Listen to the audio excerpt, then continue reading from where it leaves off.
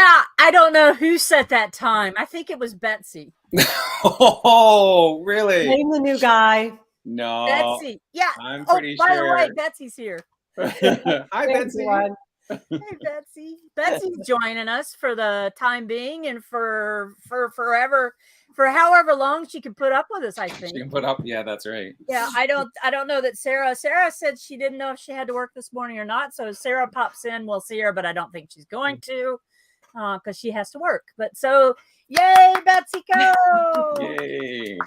Glad to be here. What is it? The song from Cabaret? Good evening, welcome. Yes. Yeah. So Betsy's here, and Betsy's going to be doing our what you call it, photo of the week. Photos.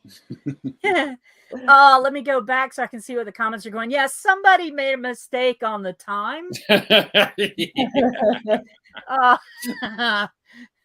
Yeah, I don't know who did that. So No, yeah, Judy, don't leave. We're good. We're good. Yeah, We're here. You're all here.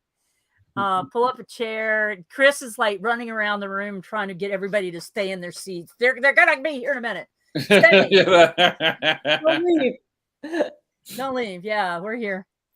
So the very first person, Judy, was the first person in the room today. So good on you, Judy. Then John Tyner. Mm-hmm. And then John Vasky.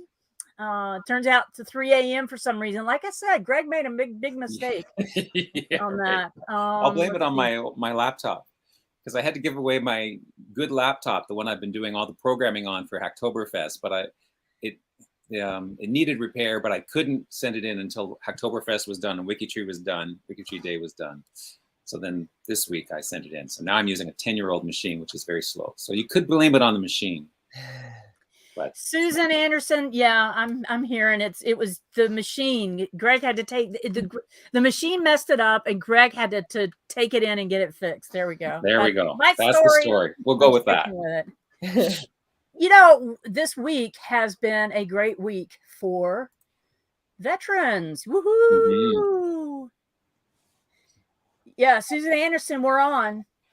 We're definitely here. We're here. I'm sorry about that, folks. Sometimes, you know. These things. Question of the week. Who are the veterans in your family? Man, oh day, did we have some answers on this. So 87. There were so many answers. There were 87. There's like 7 pages worth of answers. And this is vets, as in not veterinarians. We're talking veterans because this was the week for November the 11th, which was Armistice Day over across the way. So we had lots of great answers from lots of people. And what I have tried to do is, what number am I on? I'm on the wrong number here. Let me go back to page 1. Anybody get sick, just let me know. There we go. So Roy Boyer voted up his own answer as the best answer. And, you know, kudos to you, Roy. Let's do this. So it's got Wilbur Hayes, Henry Boyer, or is it Boyer? It would be Boyer if you were from Canada. Mm-hmm. Yeah. Dan Peck, Warren Boyer, Roy Boyer. Roy. Oh, Vietnam, United States Marine Corps. The Marine Corps' birthday was this weekend, too. Pierce Hayes. There are just father, uncles, and first cousins. So that's pretty cool. And I'm not going to change that, Roy. You go for it. You are a vet. Let's let you vote yourself up there. I like the gumption. And some people were saying that they are creating some cool space pages. So Jennifer Turner, here are a few of the veterans on my branches that I've remembered to tag into my service veterans category. This is only a fraction and does not include my grandfather, a reservist, and my grandfather, who was part of the UN operations in Egypt following World War II. So we have a couple of really interesting, let's see if I've got them in the right order or not. Go away. Obviously not. So that category, I could have sworn I had that category up, but I don't. So let's just pull it up. Mm-hmm. So she's created a category a personal category just for herself. just for her family's profiles that are veterans. Yeah. And she doesn't have them all in there, obviously, because if you worked for the UN and you did a UN operation, that person is absolutely a veteran. And you should add them all to it. But it's interesting how she uses that as her own personal way of keeping track of her people. So these veterans are going to have down at the bottom, they're going to have a category for Turner service veterans. And I guess Turner 6011 was her, just one of her people. But I don't see a Turner on here. But I guess, Turner is for her profile name? Yeah. Maybe that's her. So that makes sense. So she just created a profile, veterans, based on her surname or her WikiTree profile. So that works. So a lot of people did that. And then people were talking about how it was a great idea. John Vasky, who's here. And other people are picking it up. And somebody has something similar to that, where they have their WikiTree ID and then military cousins. And they even have a cool personal category thing in here that somebody put on there. So this is an older category. Look at how many names are on this one. Wow. So anyone can create their own personal category then? Absolutely, yeah. Like I do that with DNA work. Or if you have, like I have all of my mitochondrial DNA matches. When I go and I find the earliest known ancestor on Family Tree DNA or mitowidna.org, I create a profile for the earliest known ancestor and walk back that person, not to a living person, but back far enough to where I know who the tester is. And so I create a category based on that. And for me, it's like H1B1 T. I see. I can't remember how to say my name, but it's my haplogroup name, and then it says group 1. And so if somebody else had wanted to create their own personal category for that, they would say group 2 or group 3. So yeah, you can do that. That's interesting. So yeah, somebody did that. And then we have somebody who went to a lot of work to create this list, and they put all of the links in here and put in a little bit of information on each one of their veteran ancestors. Cool way to do things. And John Vasky's up there asking, talking to people and thanking them. We thank you, John Vasky, for that. Elmo J. York. That's Iwo Jima. Iwo Jima, yeah. Yeah, my grandfather. I'll show you my Facebook posts. Let's go over here. This is the post that I put up for my grandfather. He was a troop transport commander during World War II. So he did 17 round trips of carrying people back and forth and equipment and supplies. And reading his service records burned up, but I have his copy of his package, and he shows that he was really important and integral in carrying people from point A to point B, and he cared for the men as if they were guests in his home, with morale boosting activities and support for long stressful voyages. Then he delivered them to the doorstep of violence and death with great care and bravery. That's my grandfather. Wow, what a service. Yeah, and so I'm looking through here, and I'm seeing all these people who served in the same areas, like Iwo Jima. He has bronze stars for a lot of these battles. Wow. And I mean, so he may have carried some of these people. Yeah, and I'm like, who was on his ship? Yeah. The really fun thing about that is, let me see if I can get this up. I created, he had 2 ships that he commanded. And one of the guys, see, it's the very first thing that pops up. Look at that. Amazing. Yeah. So here's the first ship he commanded. And the grandson of the captain of the ship actually contacted me and gave me information. The ship, though, and there's my, here is the crew of the ship, not the people. And there's my granddaddy right there. Mm. And there's my granddaddy right there. And these are the executive officers of the ship. So This is young. from Life magazine. Now, this guy piloted the ship onto a pinnacle in the Aleutians and ripped a hole in the ship. They had to beach the ship. This was in Life magazine. They had to beach the ship and fill the hole with concrete and mattresses to get it. They were being strafed by Japanese planes while they were trying to get it repaired. They got it repaired in Hawaii, but their patchwork repair worked to get the ship back to Hawaii. So isn't that funny? Wow. And there's another article about the ship's captain.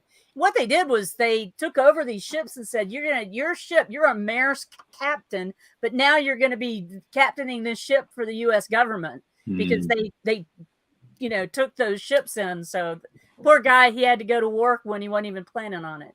Anyway, so that's my guy. Do you think there are ship manifest records anywhere?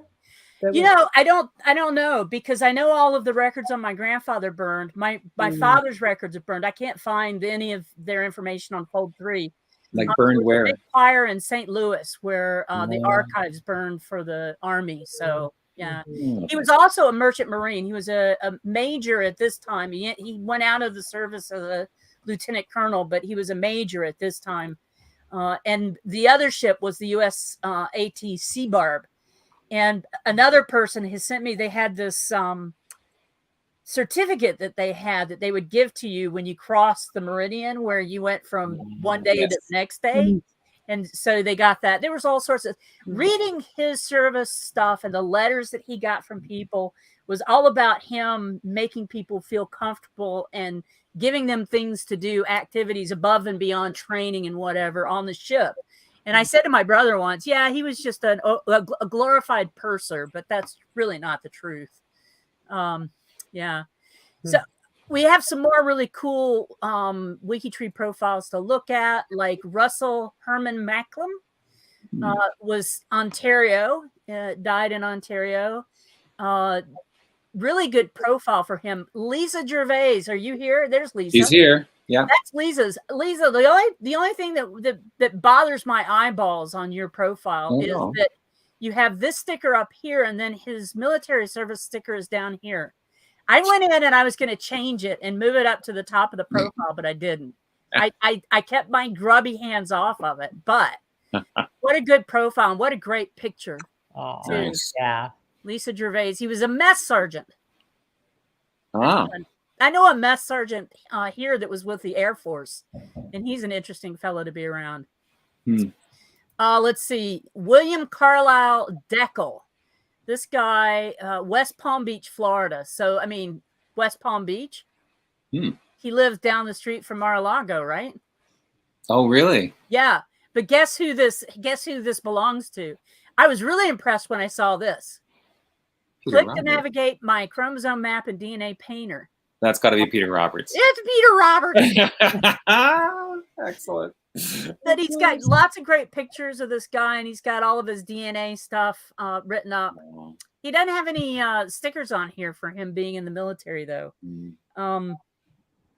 So fun. Anyway, that's Peter Roberts. If you don't know Peter Roberts, he is responsible for a lot of the stuff that you see on WikiTree. Let's see. I have Patty Ritchie. I have family members who served. An aunt. One that always comes to mind is my uncle Lloyd Hans Rhoda. Rhoda enlisted at 17, about 1 year before I was born, and was killed in Vietnam the year I graduated from high school. Only months before he had planned to retire. I hate those stories. I knew him primarily from his furlough visits because he served his whole life in the Army, and those visits were the only time I really saw him. We had family reunions each time he was home on leave. One day I went through my mother's scrapbook and read all of her letters to him from him to get to know him better. And I decided to do a memorial page on him on my Google Family Genealogy website. But I've since transferred most of that to WikiTree. So here we go. Can take a look at this. He looks very, very happy. nice staff sergeant, worked his way up. Ho Chi Minh, Saigon. But a really good biography, great pictures of the family. And I mean, you can pick him out pretty quickly. Nice, great pictures. There he is again. He's always got that smile going on. Yeah. Look at him. Yeah. Check out the bike when he was a kid. Nice. I'm trying to figure out which one he is in this picture. This guy? And then other pictures here, he must be the little guy here. What a great profile and a great memorial to him. 16 with his... Go ahead, Betsy. I was going to say, having those letters is such a treasure. Like if you read like a sequence of correspondence over time, you really can get to know someone. You can, absolutely. And here, he gets his badge. I don't know. One of you guys has your volume on from the YouTube channel. Just you might want to check that. They've got this series of Madras soldier wounded during Vietnam battle in 1966, and then down here, condition is serious, and then down here he's passed. And then she even has the letter. Wow. Oh, wow. From his commanding officer. Beautiful. And then commemorative stuff. And then full military honors at the funeral. How cool is that? Mm-hmm. And that's not a free space page. That's his profile. That's his profile. Yeah. That's amazing. That's a lot of stuff on a profile page, but I don't think it's too much. No. Some people can have way too much, and that's when that stuff should roll off to a free space page. But that's really good. So I'm up to 1018. A lot of stuff on here for showing different people, lots of lists. Love this one. It's the last one we're going to look at. This is the only known photograph of my grandfather, great-great-grandfather, George Alexander Neal. Now, Pip, you and I probably connect through my stepmother's family because she was a Neal and lived over, Gaston, Mecklenburg, and all that. So he lied about his age to enlist in the Confederate Army and was assigned to the famed Bethel Regiment. He was only 15. At that age, he was wounded on the first day of battle at Gettysburg and lost an arm just below the left elbow. George was captured 4 days later, returning to his home in Mecklenburg County, North Carolina. He married and had 3 children before he died at the age of 29 in 1877.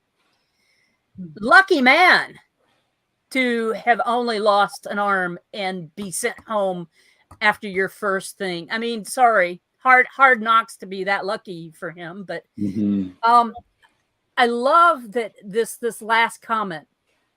I have a drop leaf table made by him. Oh, wow. He's a one-armed woodman. He's working the wood with one arm. That is just the greatest story, Pip. That's amazing. Look at those intense eyes. I wonder what happened to him at 29, why he did that. Well, let's see. We could try and find him. Let's go to Pip. We got to go to Pip's. Let's go down here. Oh, we can't because Pip's got everything private, so can't do that. So that was it. We can. Did he have the profile listed anywhere? No. Yeah, there he is. George. Here we go. Yeah. Paw Creek, Mecklenburg. Boy, that's a great profile too. Yeah, well done. Died on January. Paw Creek. Doesn't say why he died. Well, lots of illnesses that could have gotten you in 1877. Yeah. Typhus is a big one. See, Liz, how he's got all of his stuff up there at the top of the biography page. Just saying. Yeah. Just saying. All right. So that is the question of the week is, do you have any veterans in your family? Great. Right. Excellent. And I'm going to move it on to... We're moving on to the... Drum roll! Well, the profiles of the week, which also follow the same theme. Which military hero is most closely connected to your family was the question, and where are we here? So, so the first one is Audie Murphy. Of course. Of course. So I'm betting the both of you knew who Audie Murphy was. That name's familiar to you? Yes. Not to me. Sorry. Well, it totally was not familiar to me at all, and yet he is known as the most decorated war hero. So from which war here are we talking? We're talking the Second World War. So you'd think that someone that famous, someone who like the most of anything, is something you would think that would be a category you'd know about, but I didn't. So Audie Leon Little Texas Murphy was born on the 20th of June, 1925 in Kingston, in Hunt County in Texas, and passed away at the age of 45 on 20th of May in 1971. But he was the son of poor Texas sharecroppers, but he became a national hero during World War II as the most decorated combat soldier of the war. Among his 33 awards was the Congressional Medal of Honor, the highest award for bravery that a soldier can receive. In addition, he also was decorated for bravery by the governments of France and of Belgium, and was credited with killing over 240 German soldiers and wounding and capturing many more. Interestingly, he tried to enlist in the Marines and then the paratroopers, but he was rejected because of his size. He was only 5'5" and 110 pounds, and allegedly because he was too young. But apparently his sister helped him to falsify his age on some records, and then he was enlisted just after his 18th birthday, or supposedly after his 18th birthday.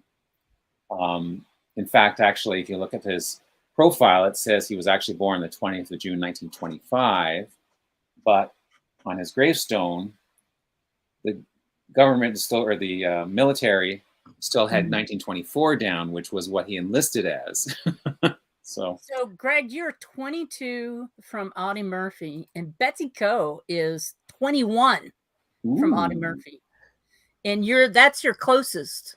Betsy, okay. Wait, no, yeah. Lou Wallace is your closest at 19. Greg, your closest is, I think it's going to be Audie Murphy and Alvin York. It's interesting that you're closest. Oh, wait. What about the Ontario guy? Gustav II, really? Adolf Vasa. You're closest to him. Wow. Who's the Ontario guy? Sir Arthur Currie. We'll get to him in a bit. You're Lou Wallace too. No, yeah. I haven't even looked at mine. I'll look at mine while you keep going. So he had obviously a very decorated military career, and when he came back after the war, he did do some acting.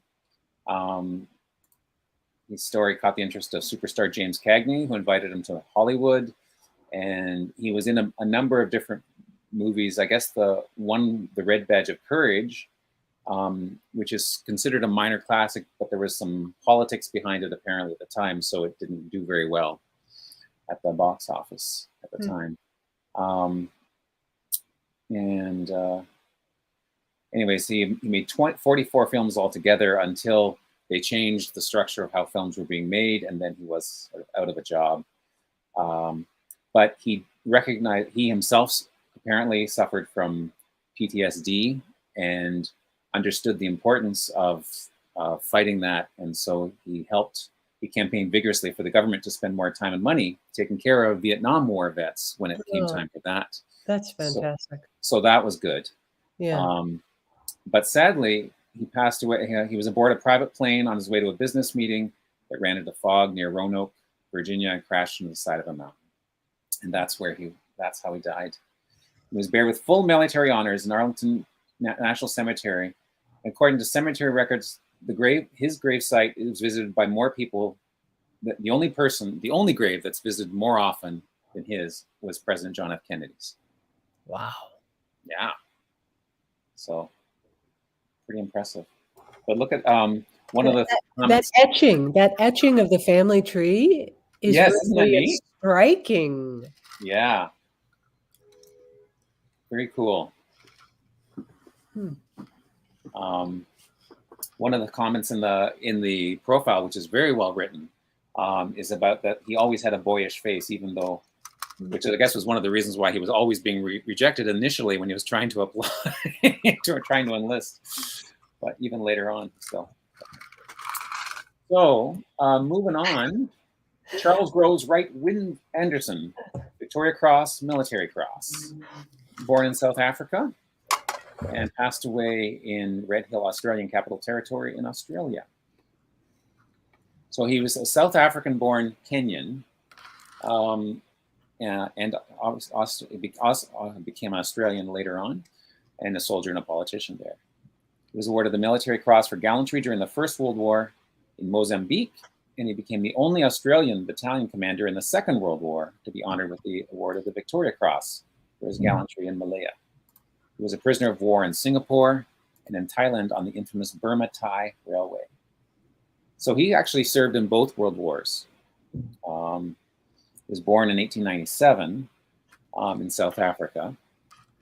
And then the family moved to Kenya. I'm not sure what is the proper pronunciation. Is it Kenya or Kenya these days? But then he was sent to England for school, and as it was said, he fought in Mozambique in the First World War, and then he married an Australian, moved to Australia in 1931, and then fought for Australia in the Second World War in Malaya in the South Asia area, and then was captured, as I mentioned. But he was in charge of a number of men when he was in captivity, and did a lot of things apparently to reduce the privations of his men, I guess to make conditions a little bit better. And he was beaten for that often, but became legendary. His help to help sustain prisoner morale. And then he did take part in politics later on. There's all his awards. Whole pile of them. Victoria Cross, Military Cross. And I like this. They ended this profile with "Thank you for your service." Nice. I like how they did the background with his medals. Yeah, that's neat, eh? Yeah. Yeah, really neat. Thomas William Brown, 1925 to 1945, so he died way too young. Born and died in North Shields, Northumberland, England. 16-year-old military hero, Tommy Brown. So he's famous because when he enlisted, he joined the Navy, Army, and Air Force Institutes. And again, another one who enlisted too early, like falsified his age to get on board or to get into service. But he was part of he was one of 3 men to board a sinking submarine, a German submarine, and was able to retrieve documents. And he was the only one of the 3 that actually survived, but he brought the documents back, and that helped Bletchley Park to crack the Enigma code. Do you think, yeah, and that was huge. Do you think that these kids who are so gung-ho, who want to get in early, do you think that they exceeded or excelled at being soldiers because they felt like they had something to prove? I think that's probably a good theory, I would say. Yeah. They really wanted to do that. It's not like they were forced to do it or they were called up and, right. It's just, I guess it's my turn to serve sort of thing. No, it's like, I want to go and save the world. Yeah. Also just sort of the sense of invulnerability of youth. Oh, yeah. Oh, yeah. Yeah. You see that every day, don't you, Betsy? I live it. It is my life. And to go along with that, Eowyn says, such an innocent face. I know. Audie Murphy and... Yeah. I'm not sure Alvin York had an innocent face. No, maybe not as much. Unfortunately, he died in 1945 from injuries sustained while rescuing his sister Maureen. So it wasn't because of the war. He was at home on leave, And there was a house fire, and he was rescuing his sister from the house fire, and that he died from injuries from that. So isn't that sad? Great space page project. Yes, Beverly. So Arthur William Curry from Canada, actually born the 5th of December, 1875 in Adelaide, Middlesex County in Ontario. So that's in southwestern Ontario, in the London area, London, Ontario area. Died on the 30th of November, 1933 at the age of 57. He was considered one of the ablest generals of World War I and led the Canadian Corps to several important victories, including Hill 70, Passchendaele, Amiens, and Vimy Ridge. What an odd turn of phrase, ableist. Ableist. Ableist. Most able. Keenest. Yeah, it seems, yeah, you're right. Ableist is an interesting word. He grew up on a farm in Middlesex County, and then he joined the Canadian garrison in 1894. Start of World War I, was given command of a battalion, and then he advanced steadily through that, winning distinction at various battles, and then became commander of the 4 divisions. So in England, he was conducted into the Knights Grand Cross of the Order of St. Michael and St. George, and Knights Commander of the Order of the Bath by King George. In 1920, he accepted the position of Principal and Vice Chancellor of McGill University and retained that post until he died in 1933.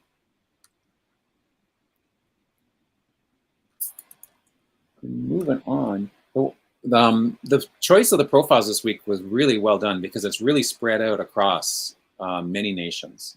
So that was very, very cool, I thought. So this one here, Ferdinand Foch, born on the 2nd of October, 1851 in Tarbes, Haute-Pyrénées, France, and passed away on the 20th of March, 1929 in Paris, in the 7th arrondissement, I think is what that's referring to, France. He was a, oh, here we have a profile totally in French. So I could read it. Ferdinand Foch est un militaire français, général de division, puis maréchal, commandant en chef des forces. But let me just translate some of that for you. He was a French general, and then later the marshal, commander-in-chief, basically, of the forces in the Grand War, so World War I. He also founded the French Academy in 1918. So he's a very, very impressive war leader from France in the First World War. And in fact, there's streets in Paris and other cities in France named Maréchal Foch. Maréchal means marshal in French, and that was his title, Maréchal Foch. So very impressive. Moving on, we have a Dutch entry here. Siebrun Erik Soldat van Oranje, Hasselhoff, Rolf-Zema. Now, I'm wondering if he's related to David Hasselhoff. No? No, Meg says no. I have no idea. Not spelled the same. There you go. How common is Hasselhoff? Is it like Smith, or is it like a more unique name? I don't know. Anyways, he was born in 1917, actually in Surabaya, Indonesia. And he was a member of the patrician genus Hasselhoff Rolf-Zema. So now, what do you think that means? The patrician genus, like, are we talking like different set of animals? Like, I've never heard of a family grouping called a genus before. Yeah, I mean, that makes me think of biology class. Exactly what I'm thinking. It looks like there aren't any great matches for your search. Let me get rid of Hasselhoff and see if that helps. Okay. But I'm wondering if it's Here we go. What? Wikipedia says certain gents, GENTENES, were classified as patrician, others as plebeian.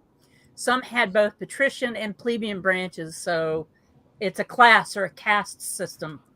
A caste system. Okay. Isn't that interesting?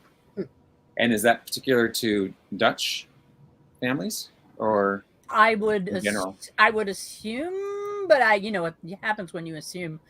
And Chris Ferriello is doing some digging for David Hasselhoff. No parents. Okay. So in Indonesia, he grew up in Java, which was part of the former Dutch East Indies. His father was successful in rubber and coffee branch, and then they moved from there to the Netherlands. He took some time to travel, but when World War II broke out in the Netherlands, they thought Netherlands would stay neutral, but after the invasion by Germany, not so much. And he worked as part of the Dutch underground. Finished off his law degree and signed the wall here for the sweat room. But anyways, his contribution during the war was as part of the Dutch underground, I believe. So, there we go. His story became a movie named Soldat van Oren, Soldier of Orange. Lloyd Oliver is next, and Yay! Yay? Yeah, Navajo code talker. Right. Yes. So he was. Speaking of the Enigma machine. Exactly. Yes. So he was one of the 29 original Navajo code talkers and served alongside his brother, who was obviously one of the other ones. Served in the military from 42 to 45. So they were instrumental in getting messages back and forth. What's that? People couldn't understand what they were saying, and nobody knew what this code was. Yeah. Nobody could break the code. I think it's one of the best things. Yeah. The code was they were speaking Navajo. Yeah. The problem was there's so few Navajo speakers in the world, no one could break it. Which wasn't a problem if you were a code talker. It's interesting here. The very first paragraph sort of talks about his lineage, which is interesting because it mentions 4 different clans. So he was born into and I'm probably going to butcher the pronunciation because I'm just guessing. John Tyner, can you give us, who was it that is the person who always did our checking on our? Yeah, who was that? Oh, was it John or was it Stephen Tomasiewicz? I don't know. Yeah. Anyways, he was born into the Betani, which is the Folded Arms clan, born for the Chlishini, the Red House clan. His Che was Naki Dene, the Mexican people clan, and his Nali was Todichini, the Bitter Water clan. Cool. So what I'd be really curious of, and I'm wondering if anyone in the chat knows, what does that actually mean? If he was into a certain clan, born for another clan, and what does Che and Nali refer to? I wonder if he was given those memberships as he progressed through life's things. Once he reached a certain age, they had a ceremony to induct him into some other part of the family. That would be so cool to find out. Yeah. Greg, what's the source citation number 2 that's linked to that? What is that? Lloyd Olivier or Oliver, it's probably correct. Oh, it's obituary. It's obituary. Huh. Which, if we open it up, there it goes. He died of pancreatitis. And that's actually it was just taken directly from that. Born for, his Che was, and his Nali was. Doesn't say what that means. I have a friend who is kind of an expert in all things Native American and genealogy. I'm going to send them a note real quick. Let's see. Oh, we have some comments in the chat that try to. If born in, for, or into is his parents' family. Well, there you go. Is that a guess, or is that true? Because I was wondering, my theory was that the Che and the Navi were like the maternal side and the paternal side, but That's what I thought at first too. But I have no idea. Well, and she may be identifying that, but just didn't specifically say that. Lynette, she says she's learned a lot from Tony Hillerman. Okay. Interesting. Next, we have Harriet Ross Tubman. She was born. Her name when she was first born was given name was Araminta, or she would go by Minty. Araminta. She was born into slavery in 1822 on a Maryland plantation in the south of Madison in the Parsons Creek district of Dorchester County. She was the fifth of 9 children. Her parents, who married about 1808, were enslaved on neighboring Maryland plantations. In 1849, she escaped enslavement and worked in Philadelphia. She saved her money and repeatedly returned to Maryland to rescue others. The actual number of trips and people she led to freedom is unknown, but it's believed that she made about 13 trips over an 11-year period, leading about 70 to 80 people to safety into the free northern U.S. states as well as Canada. She also led a revolt off the coast of Charleston and rescued like 300 people in one go. Wow. Yeah. So she was somebody that they had like that. They were looking for her. Yeah. She led the raid on the. Is this the one you mean here? The River Ferry. She rescued more than, or is that a different one? Yeah. 750. I was way off on my number. Oh, and Lynette says regarding the last fella, is Klan members can't marry each other. Oh. So that would make sense that they would identify the Klan that they were a part of, so that they wouldn't have endogamy. Wow, that's smart. Thanks, Mohavelin. Yeah. That's Lynette. That's Lynette Jester. Not Mohavelin? No. Well, she thinks she is right now, but it's really Lynette. Oh, okay. Anyways, Harriet Tubman Davis, very important. Conductor on the famous Underground Railroad. That's cool. Yeah. Gustav Adolf Vasa. Okay, we got two left. He was the king of Sverige, king of Sweden. Born in 1594, so this is the oldest profile we have this week. Preceded by Karl IX and succeeded by Christine. Is that his daughter? Yes, his daughter. Was king of Sweden from 1611 to 1632 and is credited as the founder of Sweden as a great power. He led Sweden to military supremacy during the 30 Years' War, helping to determine the political as well as the religious balance of the power in Europe.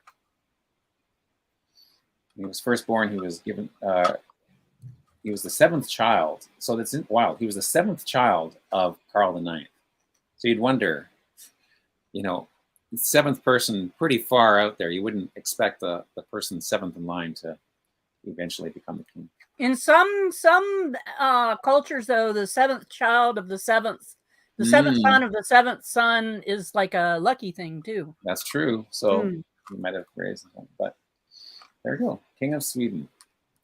And then the last one, because this is, we didn't do it all. So we have 2 more. Lewis Wallace, Major General Lewis Wallace, born 1827 in Dearborn, Indiana, and passed away in 1905 in Crawfordsville, Montgomery County, Indiana.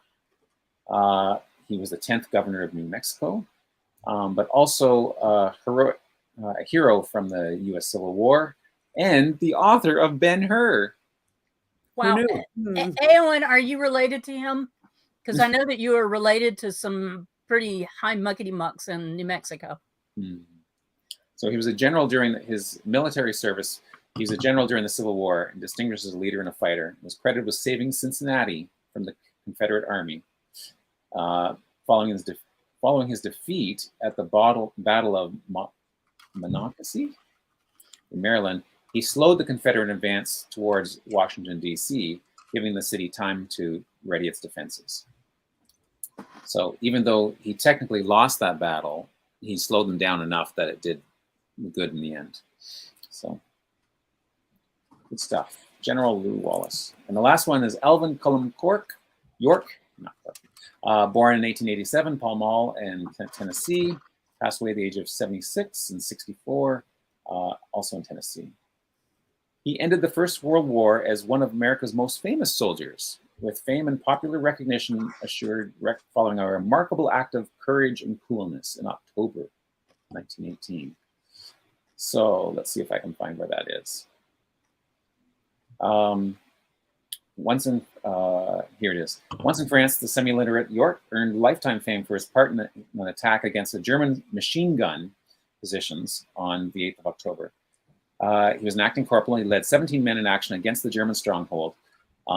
Initially successful without coming under fire, the small expedition took a number of prisoners before the Germans launched a heavy counterattack. 11 of York's men guarding the captured prisoners, and the other 6 of them killed, York resolved to proceed alone and tackle the German gunners ranged against him.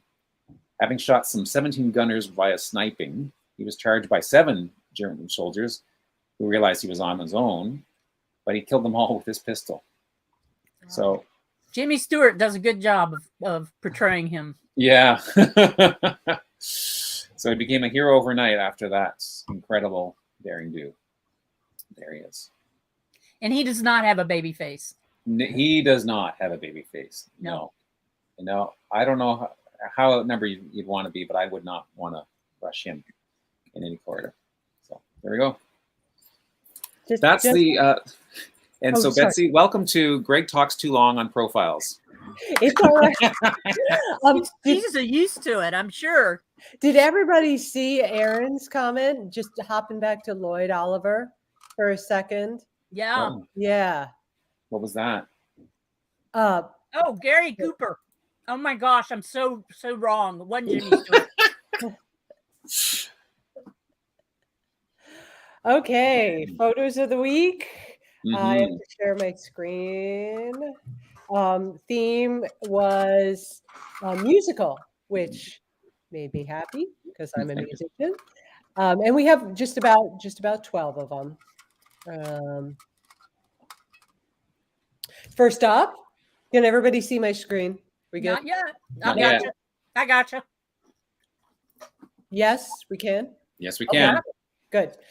First up from Mags. You want to zoom that in? Yeah. Okay, I will. Okay. How's that? That's great. There we go. Yes, and that on the back row left side is Mags's grandfather. You want to tell us about him a little, Mags? Well, it's the same guy that we just heard about, my favorite way. veteran who did the 17 trips around the Pacific. He's the second one from the left on the back row, holding a cornet. Nice. That I played all through middle school, high school, and university bands. So wow. That's Clee, my grandfather. How special. And you still have the cornet? No, I don't. Oh, okay. We don't want to talk about that. Okay. This is from Walhalla High School in Walhalla, South Carolina, up in the mountains, Appalachia. Look at all of those good fiddlers out front. I'm surprised somebody doesn't have a banjo. No. Wait, what about this young lady here? She sure does. 1927, folks. Woo! Love it. All right. And this is Alexis Nelson's aunt, who is standing in front of her childhood piano with her husband. She was a piano teacher. This was one of the first ones posted, the flautist from 1939. A colorized photo from, I can't remember who posted it, but they noted that it had been colorized at that time from Kingston in Canada. Ooh, nice. Yeah. Love this one. This is from a production of Midsummer Night's Dream in the 50s. And the poster was related to this little cutie in the middle of the right-hand side. I posted this. This is me and my band. Oh, nice. Excellent. Yes, the small but mighty little band. Mhm. We have a fiddler. Quite a few fiddlers this week. Mm.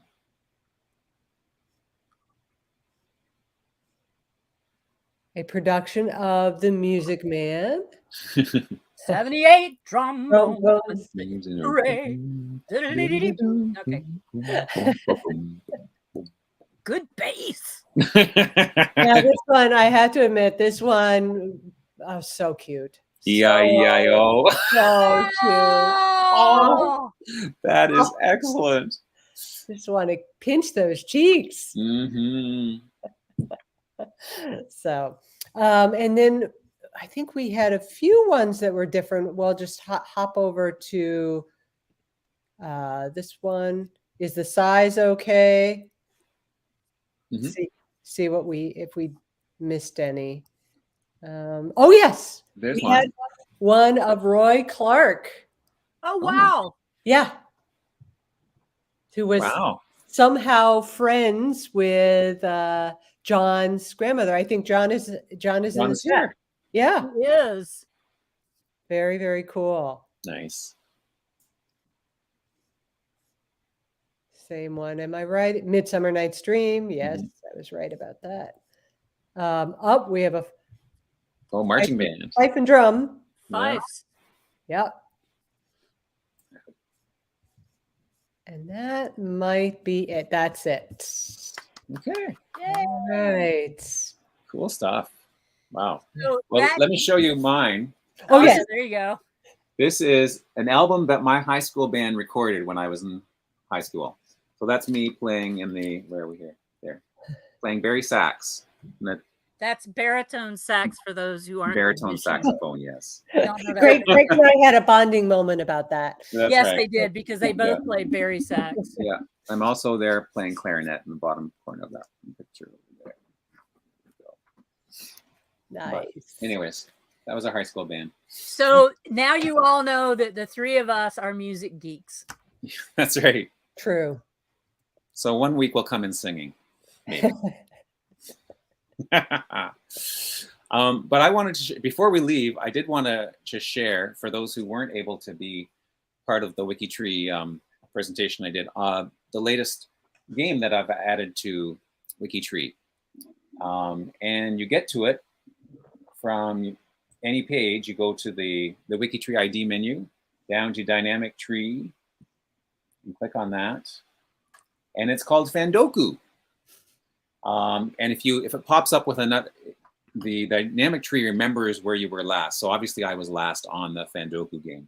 But if you're on somewhere else, you just click on the list and you choose it from the list of views. And these were all things that were done during Hacktoberfest, and I've gone over some of these in various places. But we're going to look at the Fandoku game, and I'm going to actually change it to my profile, but I have a better chance of actually winning.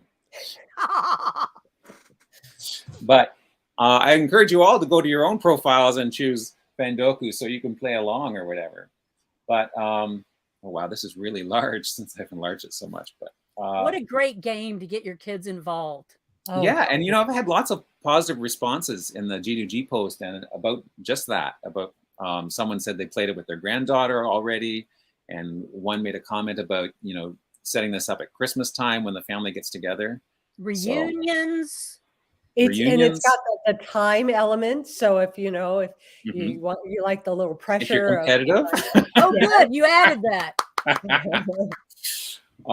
So basically, what it is, it's a combination of a fan chart and Sudoku. Basically, you have to fill in the ancestors where they go in the fan chart. So it really has nothing to do with Sudoku. I'm just saying that. Well, it does if you go into Sudoku mode. So initially, if you just choose the exact options that are there, it picks it sorts all the ancestors in regular fan chart methods. So this where here, Caldwell Ashley, I know him belongs right there. So, and then you pick an ancestor and you put him in where he belongs. And you can see, there we go. You can see at the top here. So there's the time is advancing. It's 30 seconds now since I started the game. And I've placed 4 out of the 14 ancestors. I've missed none of them, but if I try to put Donna right here, that's wrong. And it says miss. Now I've turned off the sound. Oh yeah, I love the sound. Or I have. That may not come through your speakers very well though. Let's go increase. So if I turn on the sound, then you hear. Oh, maybe you don't hear. Maybe the sound's not coming through. Yeah, no, it probably won't, especially since you're on your laptop. Right. Yes. That piece of crap. Yeah. Anyways, there's a ding that plays. And when you do something really good, you get cheered. That's right. When you finish the whole thing, you get the cheer. Yes. So. Well, I really like the yay and correctamundo. Oh, up here, the messages. Yes. Nice touch. I tried to, I think I came up with 18 different variations of positive affirmations. But let's, here, no, let me change back to, now, if you go into Fandoku mode, so this is where it gets a little more tricky, Megs. Instead of having your, oh, well, let me just show, in traditional mode, if I show the gender colors, what that means is, so the men go in the light blue squares and the women go in the light pink squares. And on a traditional fan chart, it's always the ancestors of any person, when you move up and outwards, it's always male, female. So male, female, male, female, and it's always in that order. So you always know where everyone fits, right? But when we switch to Fandoku style, then that ordering is randomized. So in this one, so the first 2 are still male, female, but this last one is female, male. And depending on, it's all random. So sometimes it'll be just one that'll be different. And if you have multiple generations, one of the things I added was the ability to have, I updated it just yesterday actually. And I've added a couple new features. One is the ability to go up as far as 7 generations, which is a little crazy. I'm going to go back up to full screen for that. Right? Because it means a lot of dragging around probably, or have a really large monitor. But if you're at a family reunion and you had this projected against a wall, then this would be kind of cool. That absolutely. Yeah, and if you had a whiteboard in a classroom, Betsy. Yeah. Yes. Yep. That would be amazing. You guys are geeks. Guilty as charged. Yes, guilty as charged. Let me go back down to let's go 4 back to 4.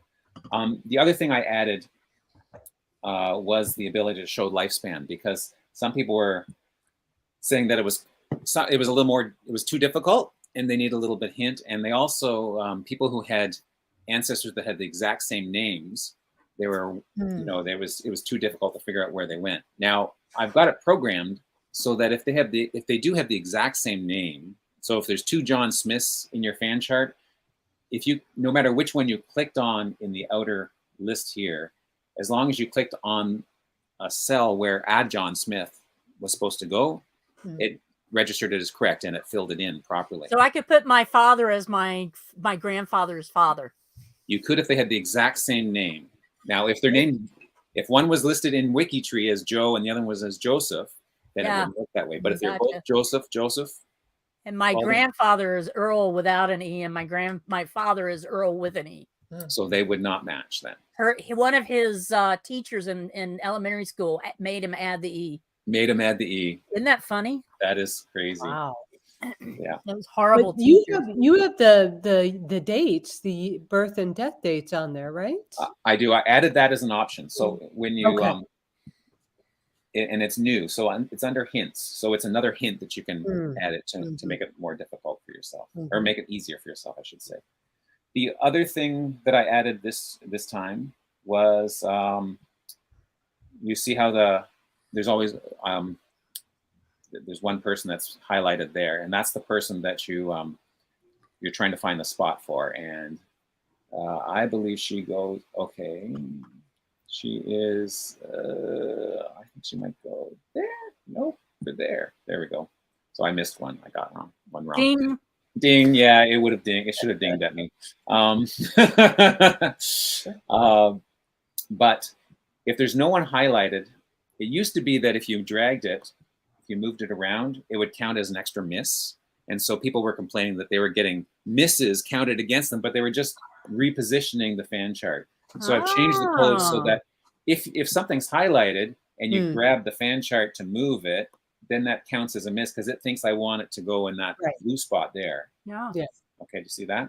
But so let me position Marie Augustine. She belongs there. Yes, I should have known that.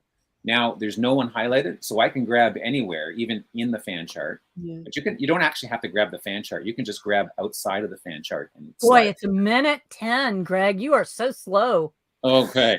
The other thing I did was I used to have the tab key to go from one to another, but I've changed that because the tab key also went up into the URL bar. So I've now changed it to the Z and the X key. And so you can go forward with the X and backwards with the Z, almost as if you were playing a video game. Ooh. But anyway, there it goes. Awesome. Love it. There's the Fandoku game. Hope you enjoy it. And without my laptop, while it's in the shop, my good laptop, I'm not going to do any more programming this week. So I might actually do some genealogy this week. Oh. And work on my family tree for a change. We got some stuff coming up. Angela Lansbury is our WikiTree challenge. You can check out the highlights from her time. Interesting discussion yesterday in the genealogy squad. Chris Ferriello posted that we were working on celebrity people for our challenge this year. And there were a few people who came in and said, hey, Chris, who cares about celebrities? And I was like, whoa, wait. It's not about the celebrity. The celebrity is just a fun place to start. It's connecting the rest of the stuff to the tree. So that was an interesting conversation in that those naysayers stopped naysaying. So Chris did a good job of promoting that yesterday. How would you like to see us celebrate WikiTree's 50th anniversary next year? Are we going to have another WikiTree Day and Symposium? Are we going to just have a day of WikiTree Fanduko? I can't even say Sudoku. Fandoku. So go in and comment on that. The Challenge 21 for Robbie Coltrane's ancestors. So you can jump in on that. And have you seen the WikiTree browser extension? That is a new browser extension that is up. I have not tried it yet, but I'm going to today, I hope. Make sure you upvote those answers and questions. Cool. And things. I will check that out. Yeah. We will be back here next week, and we will see you. If there's not something else that somebody else wants to throw up, but we'll see you next week. Same place, same channel. And Betsy Co will be back. Actually, I won't be back next week. I have wait, you just started and now you're taking a day off? I know. Show everybody your mug real quick. Canada. She tried to sweet talk us by drinking out of a Canada mug this morning. I'm just saying. That's great. So that is your WikiTree broadcast, LiveCast for the week, and we will see you next time. See you next time. Thanks, everyone. Bye. Some of us will see you. Bye.